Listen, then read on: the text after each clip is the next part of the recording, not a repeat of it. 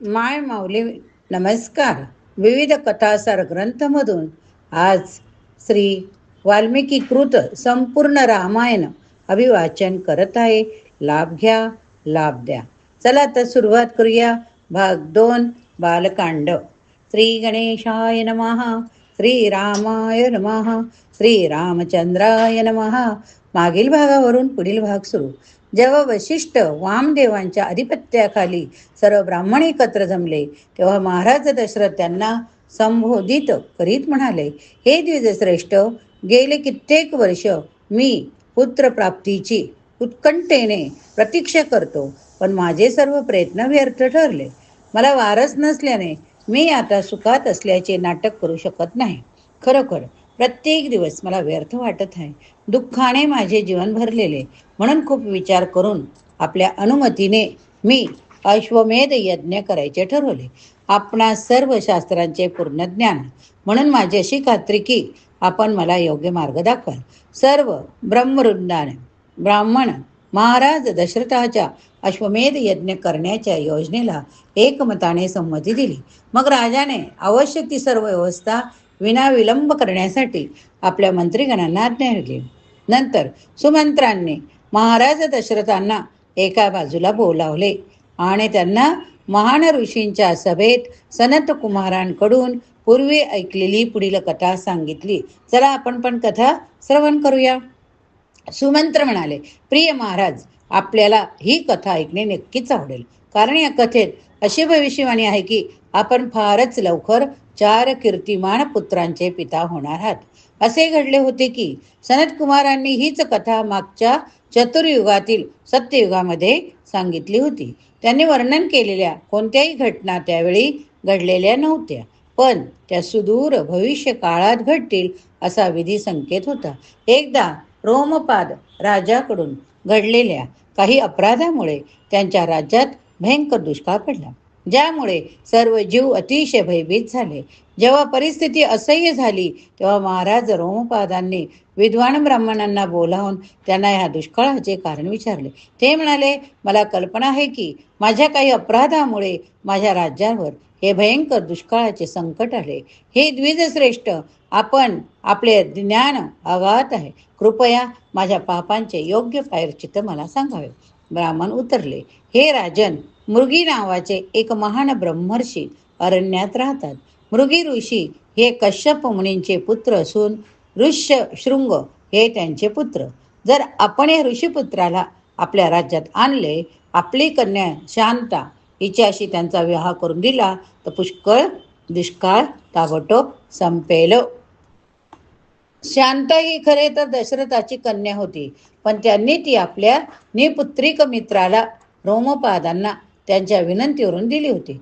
दुष्काळ नाहीसा होण्याचा उपाय म्हणून रोमपाद आनंदित झाले, पण जेव्हा त्यांनी उपस्थित ब्राह्मणांना ऋष्यशृंगांना आणण्याची विनंती केली तेव्हा त्यांनी त्यास नकार दिला.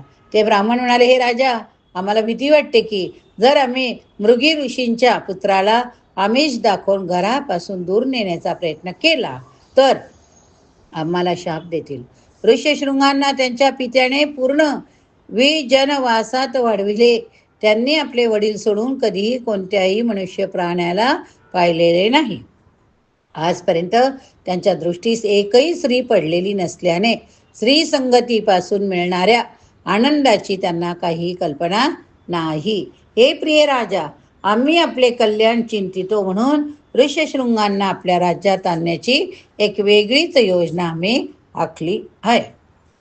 सर्वात सुंदर वारांगणांना तिकडे जाऊ द्यावे, त्यांच्या पद्धतीने ऋष्यशृंगांना प्रलोभन दाखवू द्यावे.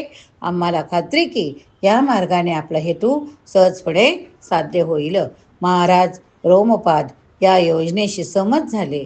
त्यांनी राज्यातील सर्वात सुंदर तरुण वारांगणांना बोलावून घेतले. अशा तऱ्हेने राजाज्ञेप्रमाणे भरपूर बक्षिशीच्या आशेमुळे त्या वारांगणा एनकेन प्रकारेनं त्या तरुण ऋषीला घेऊन येण्यास तयार झाल्या. त्यासाठी जंगलात निघाल्या. त्या वेश्यांनी मृगी ऋषींच्या आश्रमाजवळच आपला तळ ठोकला. योग्य संधीची वाट पाहू लागला. एके दिवशी असे झाले की ऋष्यशृंग फिरत फिरत त्या वेश्याच्या पडावापाशी येऊन ठेपले. त्यांना पाहताच अतिव आनंदाने त्या मुली ऋष्यशृंगांना सामोऱ्या गेल्या. जेव्हा त्यांनी त्या ऋषिकुमारांची ओळख विचारली तेव्हा तो मुलगा उतरला, मी मृगी ऋषींचा पुत्र असून जवळच असलेल्या माझ्या पित्याच्या आश्रमात तपश्चर्या करतो. तुम्ही सर्वजण दिसायला फार सुंदर आहात. माझी अशी इच्छा आहे की आपण सर्वांनी माझ्या आश्रमात यावे आणि माझे आदरातिथ्य बहुमान स्वीकारावा. त्यावर त्या वारांगणा ऋष्य शृंगाबरोबर निघाल्या. ऋष्यशृंगांनी आपल्या आश्रमात त्या वारांगणाचे पाद प्रक्षालन करून त्यांना पिण्यास पाणी, विविध फळे, कंदमुळे देऊन त्यांचे अतिशय सुंदर स्वागत केले. परंतु त्या मुली मृगी ऋषी तेथे कोणत्याही क्षणी येऊन ठेपतील या आशंकेमुळे प्रचंड घाबरल्या होत्या आणि म्हणून त्यांनी तेथे फार वेळ थांबण्याची इच्छा नव्हती. निघताना त्या वारांगणा ऋष्यशृंगांना म्हणाल्या, प्रिय मित्रा, आमची अतिथी सत्कार करण्याची पद्धत तुमच्यापेक्षा पूर्णपणे निराळी आहे. आता आमच्याही मानसन्मानाचा आपण कृपा करून स्वीकार करावा. असे म्हणून त्या मुलींनी ऋष्यशृंगांना अतिशय प्रेमाने घट्ट मिठी मारली. त्यांना स्वादिष्ट मिष्टान्ने खाऊ घातली. नेहमी फळे, कंदमुळे खाण्याची इच्छा असलेल्या ऋष्यशृंगांनी इतके स्वादिष्ट पदार्थ त्यावेळी कधी खाल्ले नव्हते. त्यांना वाटलं की ही मिठाई म्हणजे एक चमत्कारिक फळ. शिवाय त्यांनी त्यापूर्वी आपल्या आयुष्यात पिता सोडून आणखी कोणालाही पाहिलं नव्हतं. त्यामुळे ते वेश्या म्हणजे त्यांना अतिशय आकर्षक असे सुंदर पुरुषच वाटले. मुली निघून गेल्यानंतर ऋष्यशृंगांना आपल्या हृदयात एक अस्वस्थतेची भावना, एक अनाहूत हुरूर जाणवू लागली. कामुक इच्छेचे बीज जे त्यांच्या हृदयात आतापर्यंत सुप्त अवस्थेत होते ते अंकुरित झाले होते. ऋष्यशृंग सतत त्या सुंदर स्त्रियांचे चिंतन करू लागले. त्या रात्री त्यांना झोप लागली नाही.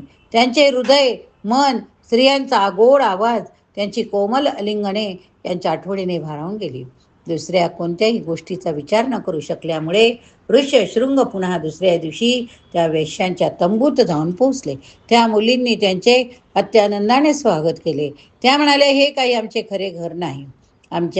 आपण आमच्याबरोबर अतिशय सुंदर अशा आमच्या तरंगत्या आश्रमात बसून अशा ठिकाणी यावे जेथे आम्ही आपल्या अधिक चांगल्या रीतीने मनोरंजन करू शकू. आमच्याकडे कितीतरी सुंदर प्रकारची फळं, कंदफळं आहेत. आपण इतके आनंदात रममाण होऊ की वेळ कसा निघून गेला हे आपल्याला कळणार देखील नाही. हृदय आकर्षित झाल्याने ऋष्यशृंग जिवात मागे पुढे न पाहता त्या वारांगणासमवेत निघाले. अशा तऱ्हेने त्या स्त्रिया ऋष्यशृंगांना भुरळ घालून अंगराज्यातील रोमपादांच्या राजधानीत घेऊन आल्या. खरोखर ऋष्यशृंगांना जेव्हा गंगेतून आणले जात होते तेव्हाच इंद्राने पावसाच्या धारांचा वर्षाव सुरू केला आणि सर्व प्राणी मात्र सुखावले. जेव्हा रोमपाद महाराजांना ऋष्यशृंगाच्या आगमनाबाबत कळले तेव्हा त्यांनी लगेच प्रासादाच्या बाहेर येऊन त्या तरुण ऋषींना वाकून नम्र अभिवादन केले. ऋष्यशृंगांचे यथासांग पूजन केल्यानंतर महाराज रोमपाद त्यांना आदराने आपल्या प्रासादाच्या अंतर्भागात घेऊन गेले. तेथे त्यांनी आपली कन्या शांत ही ऋषींना अर्पण केली. जेव्हा ऋष्यशृंग पूर्णपणे प्रसन्न झाले अशी खात्री रोमपाद महाराजांना झाली तेव्हा त्यांनी ऋष्यशृंगाराकडून असे वरदान मागितले की ज्या कपटपूर्ण रीतीने प्रलोभन दाखवून ऋष्यशृंगांना बलघरापासून दूर केले गेले त्याबद्दल त्यांनी किंवा त्यांचे पिता मृगी मुनी यांनी त्यांच्यावर क्रोध दाखवू नये. ऋष्यशृंगांनी राजाला तसे वचन दिले. त्यानंतर त्यांचा शांतेच्या लग्नाचा सोहळा आनंदात पार पडला. विवाहानंतर नवपरिणीत दाम्पत्य महाराज रोमपादांच्या प्रासादातच राहू लागले. राजवैभवात सुखाने कालक्रमण करू लागले. सुमंत्रांनी महाराज दशरथांना सांगत असलेल्या कथेचा समारोप करत सांगितले, हे राजा, सनत कुमारांची भविष्यवाणी सांगते की आपण आपले मित्र रोमपाद यांना विनंती कराल ऋष्यशृंगांना कोसल राज्यात बोलावून घेऊन त्यांच्याकडून आपल्यासाठी अश्वमेध यज्ञ करून घ्याल. त्यांनी त्यापुढे असेही सूचित केले होते की हा अश्वमेध यज्ञ संपन्न झाल्यावर तुमच्या सर्व इच्छा पूर्ण होतील. तुम्हाला 4 अद्वितीय पुत्र होतील. सुमंत्राकडून ही कथा ऐकून महाराज दशरथ अतिशय आनंदित झाले. मग विनाविलंब ते आपल्या लवाजाम्यासहित अंगराज्यास निघाले. तेथे महाराज रोमपादांनी त्यांच्या अतिशय आदराने स्वागत केले. त्याच वेळी रोमपादांनी ऋष्यशृंगांना राजा दशरथ हे त्यांचे खरे शूर असल्याचे सांगितले. एक आठवडाभर रोमपाद महाराजांच्या आदरातिथ्यांचा आनंद लुटल्यावर महाराज दशरथ त्यांना म्हणाले, बरेच काळापासून माझ्या आदर्श कुळाचे नाव पुढे चालविणारा पुत्र मला नसल्याने मी अतिशय खिन्न आहे. म्हणून ऋष्यशृंगांना अयोध्येला घेऊन जाऊन त्यांच्या पौरोहित्याखाली अश्वमेध यज्ञ करून घेण्यास आपण परवानगी द्यावी अशी मी आपणास विनंती करतो. रोमपादांनी आनंदाने अनुमती दिली. लवकरच महाराज दशरथ ऋष्यशृंग शांतेसह अयोध्येला परतले. त्यानंतर जेव्हा वसंत ऋतूचे आगमन झाले तेव्हा महाराज दशरथ विनम्रपणे ऋष्यशृंग ऋषींना भेटले. त्यांच्याकडे अश्वमेध विधीबद्दल विचारणा केली. अशा तऱ्हेने यज्ञाच्या तयारीस आरंभ झाला. शरयू नदीच्या उत्तरेकडील तीरावरची एक जागा यज्ञासाठी निश्चित करण्यात आली.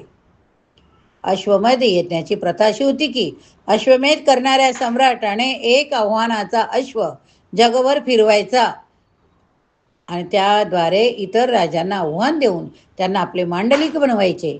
त्या अश्वासोबत सम्राटाचे सैन्य असे.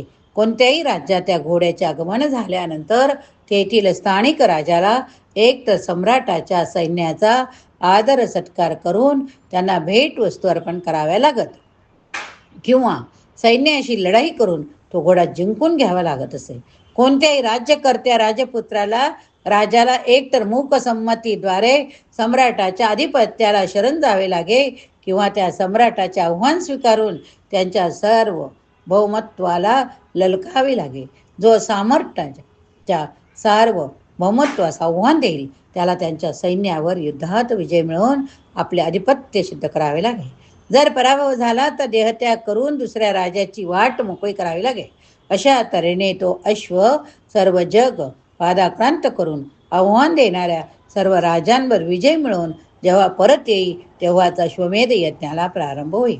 भविष्यात राजा जनक हेच आपल्या पुत्रांचे शूर होतील हे लक्षात आल्याने महाराज दशरथांनी प्रथम त्यांना आमंत्रण पाठवले.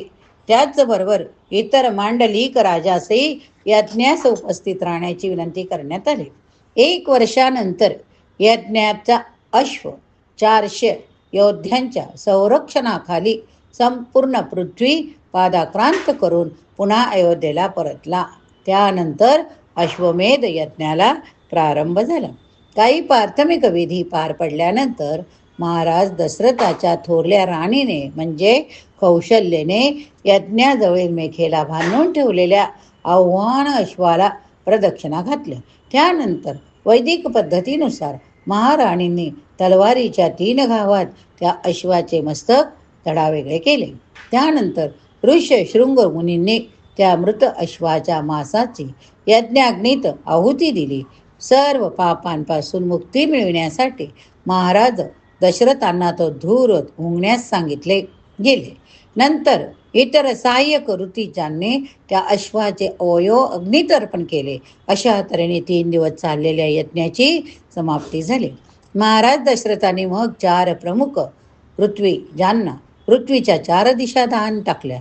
परंतु ब्राह्मणाने ह्या भेटी परत केल्या. ते म्हणाले, हे राजा, आम्ही स्वतःला वेद देण्यास तपाचरणास वाहून घेतले, म्हणूनच राज्य चालविण्यात आम्हाला जीवात रस नाही. त्यामुळे त्याऐवजी तू आम्हाला गायी, सुवर्ण यासारख्या गोष्टीचे दान द्यावे. त्यानंतर ऋष्यशृंग मुनी महाराज दशरथाला म्हणाले, हे प्रिय राजा, तुला नक्कीच 4 तेजस्वी पुत्रांची प्राप्ती होईल. तथापि त्यासाठी पुत्रेष्टी नामक एक स्वतंत्र यज्ञ तू करावास असे माझे मत आहे. महाराज दशरथाने याला तत्परतेने अनुमती दिली. लवकरच पुत्रेष्टी यज्ञाला सुरुवात झाली. दरम्यान उच्च लोकातील प्रमुख देवतागण ब्रह्मदेवाकडे आले. म्हणाले, हे पितामह, आपल्या वरदानामुळे रावण इतका सामर्थ्यवान झाला आहे की त्याच्या मनात येईल तसे तो सर्वांना छळत आहे. अगदी आम्ही सुद्धा त्या दुष्ट राक्षसांवर विजय मिळवू शकत नाही. म्हणून आपणच त्याच्या संहारासाठी व्यक्तिशः काही युक्ती काढावी अशी आमची विनंती आहे. सर्व वस्तुस्थितीचा विचार करून ब्रह्मदेव म्हणाले, माझ्याकडून वरदान मागताना एका मानवाच्या हातून आम्हाला वध होऊ नये असा वर मागण्याची रावणाला गरज वाटली नाही, कारण मानव त्याला फार क्षुल्लक वाटत होते. रावणाचा वध कसा करता येईल याचा विचार ब्रह्मदेव करीत असताना अचानक गरुडावर स्वार झालेले ब्रह्मदेव भगवान विष्णू तेथे अवतरले. अनेक सूर्या इतके तेजपुंज असलेले श्री विष्णू आपल्या चतुर्भुज रूपात पीत वस्त्रे धारण करून शंख, चक्र, गदा, पद्म हाती धरून तेथे प्रगटले. सर्व देवतांनी मोठ्या आदराने भगवंताची पूजा केली. नंतर त्यांना विनंती केली, हे जगदीश्वर, आपण 4 रूपात आपला विस्तार करून महाराज दशरथाचे 4 पुत्र म्हणून यावे, रावणाचा नाश करून आम्हाला तारावे. भगवान विष्णू उतरले, निश्चित राहा, आता यापुढे तुम्हाला घाबरण्याचे काहीच कारण नाही.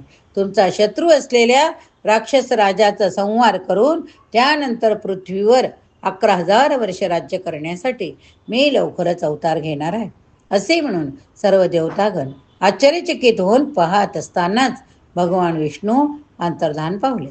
दरम्यान महाराज दशरथाच्या यज्ञ अग्नीतून सावळ्या कांतीचे सर्व शुभ लक्षणाने समर्थ असलेली काया धारण केलेले एक असाधारण व्यक्तिमत्व प्रगट झाले.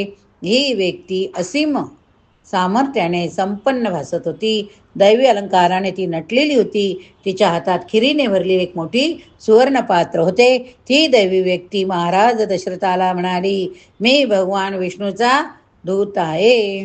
हात जोडून राजाने त्याला विचारले, हे विष्णुदूता, मी आपली काय सेवा करू शकतो? कृपया आज्ञा करावी. विष्णुदूत म्हणाले, राजा, तुम्हा 2 यज्ञाचे फलित म्हणून तुला या खिरीने भरलेला कुंभ प्राप्त होत आहे. याचे भाग करून तुझ्या 3 स्त्रियांना भक्षण करण्यास दे. त्यांच्या गर्भातून तुझी कीर्ती चिरकाल पसरवणारे 4 पुत्र तुला लाभतील. महाराज दशरथाने आनंदाने तो खिरीचा कृपाप्रसाद स्वीकारला. विष्णुदूताला प्रदक्षिणा घातली. भगवान विष्णूचा तो धूत दृष्टी आड होताच त्याने त्वरेने खिरीचे भाग करून आपल्या भाऱ्यांना वाटले, कारण ते पुत्रप्राप्तीसाठी अत्यंत उत्सुक होते. महाराज दशरथाने खिरीचा निम्मा भाग कौशल्येला, 1/4 भाग सुमित्रेला आणि 1/8 भाग कैकेयीला दिला. काही विचारांती उरलेला 1/8 भाग त्यांनी सुमित्रेला दिला. सुमित्रा, 3 स्त्रियांना अतिच आनंद झाला, कारण आपल्याला लवकर मातृत्व लाभेल याची त्यांना खात्री होती. 3 राण्यांनी आपापल्या वाटणीचा प्रसाद उत्सुकतेने ग्रहण केला. त्यानंतर लवकरच प्रत्येकीला आपल्या गर्भात दैवी चैतन्याची चाहूल लागली. जेव्हा आपल्या पत्नी गर्भवती राहिल्याचे महाराजांना कळले दशरथाला, तेव्हा तेही आनंदी झाले. दरम्यान ब्रह्मदेवाने सर्व देवतांना आज्ञा केली की भगवान विष्णूच्या येणाऱ्या अवतारात त्यांना मदत करण्यासाठी तुम्ही सर्वांनी आपापल्या असिक स्वरूपात पृथ्वीवर जन्म घ्यावा. वानराच्या रूपात अप्सरा, वानरी, यक्षिणी, नागस्त्रिया, विद्याधर स्त्रिया, इतर दैवी स्त्रियांच्या संघाने ज्या मुलांची तुम्ही उत्पत्ती कराल त्यांच्यात स्वे इच्छेनुसार कोणतेही रूप धारण करण्याची क्षमता असावी आणि सर्व प्रकारच्या गूढ शक्ती त्यांच्या ठाई असाव्या. शिवाय ते सर्व अत्यंत बुद्धिमान असून शस्त्रे चालविण्यात कुशल असावेत. जवळपास भगवान विष्णूसारखे त्यांच्याकडे सामर्थ्य असावे. तसेच त्यांचे देह स्वर्गीय असावेत. ब्रह्मदेवाने आज्ञा मिळाल्यावर ब्रह्मदेवाची आज्ञा मिळाली. इंद्रापासून वाली, सूर्यापासून सुग्रीव, बृहस्पतीपासून तारक, कुबेरापासून गंधमाद, विश्वकर्म्यापासून नल, वरुणापासून सुषेण, वायूपासून हनुमानाची उत्पत्ती झाली. या प्रमुख वानरा व्यतिरिक्त इतर हजारो वानरांनी भगवान विष्णूच्या कार्यात सहाय्य करण्यासाठी जन्म घेतला. हे सर्वच पर्वत प्राप्त असून रावणाशी लढायला उत्सुक होते. ज्या देवतांपासून त्यांची उत्पत्ती झाली त्याच देवताप्रमाणेच हे वानरही गर्भधारणेनंतर लगेच जन्माला आले होते. ते इतके प्रबळ होते की आपल्या अनिवार्य शक्तीने ते महासागराला क्षुब्ध करू शकत होते. या नवनिर्मित जीवांचे 3 वर्ग होते: अस्वले, वानरे, गायीसारख्या लांब शेपटे असणारे वांदरे. अशा जवळजवळ 1 कोटीहून अधिक वानरांनी अस्वलांची रानटी फळे, विविध कंदमुळे खात खात संपूर्ण जंगलात फिरत फिरत संपूर्ण पृथ्वी गजबजून टाकली. पुत्रेष्टी यज्ञाच्या समाप्तीनंतर सर्व देवता ज्या प्रत्यक्षपणे यज्ञ भाग स्वीकारायला आल्या होत्या, ऋष्य, शृंग, शांता हे ऋग्वेद आपल्याला निवासस्थानी परतले. त्यानंतर 12 महिन्याच्या गर्भधारणेनंतर चैत्र शुद्ध नवमीच्या दिवशी कौशल्येने एका पुत्ररत्नाला जन्म दिला. दिव्य बालकाचे नेत्र, होठ लालसर, बाहू लांब असून सर्व शुभचिन्हांनी युक्त होते. कौशल्याच्या बालकामध्ये भगवान विष्णूची निम्मी शक्ती प्रगटली होती. त्यानंतर लगेच महाराज दशरथाच्या सर्वात कनिष्ठ राणीने कैकेयीने भगवान विष्णूच्या शक्तीचा 1/4 भाग असलेल्या पुत्राला जन्म दिला. मग कौशल्याच्या पुत्राच्या आगमनानंतर 2 दिवसानंतर भगवान विष्णूच्या शक्तीचा प्रत्येकी 1/6 भाग असलेल्या 2 जुळ्या बालकांना सुमित्रेने जन्म दिला. चारही नवजात अब्रके दिसायला कमालीचे सारखी होती आणि त्यांच्या मुखावरून तेज ओसंडत होते. त्यांना पाहून सर्वांना अतिशय आनंद होत होता. खरोखर महाराज दशरथाचे 4 पुत्र अवतारित होताच देवाने स्वर्गातून पुष्पवृष्टी केली, गंधर्वाने वाद्य वाजवली, गायन केले, अप्सरांनी नृत्य केले. अयोध्येत एकतर मोठा उत्सव साजरा झाला. वादक, नर्तक, अभिनेते यांनी रस्त्यात गर्दी केली. सर्व नागरिकही आनंद सोहळ्यात सहभागी झाले. कौशल्य पुत्राच्या जन्मानंतर 13व्या दिवशी महाराज दशरथाचे कुलगुरू वशिष्ठ मुनी यांनी नामकरण विधी पार पाडला. त्या भाग्यवान ऋषींनी कौशल्याच्या पुत्राला राम, कैकेयीच्या पुत्राला भरत असे नाव दिले. सुमित्रेच्या जुळ्या पुत्रांची नावं लक्ष्मण, शत्रुघ्न ठेवली. त्यानंतर वशिष्ठांनी महाराज दशरथाच्या पुत्रावर सर्व पवित्र संस्कार केले, जबाबदारी दिली. संस्काराचा शेवट उपनयन संस्काराने झाला. वशिष्ठांच्या मार्गदर्शनाखाली 4ही बंधू वेदशास्त्र पारंगत, कुशल योद्धे, सर्व दैवी गुणांचे भंडार बनले. या ठिकाणी हा भाग आपण संपवूया. पुढील भागात पुढील कथा बघूया. बोला श्रीराम. श्रीराम जय राम जय जय राम. श्रीराम जय राम जय जय राम. श्रीराम जय राम जय जय राम. श्रीराम जय राम जय जय राम. श्रवण केले तर जय श्रीराम लिहा.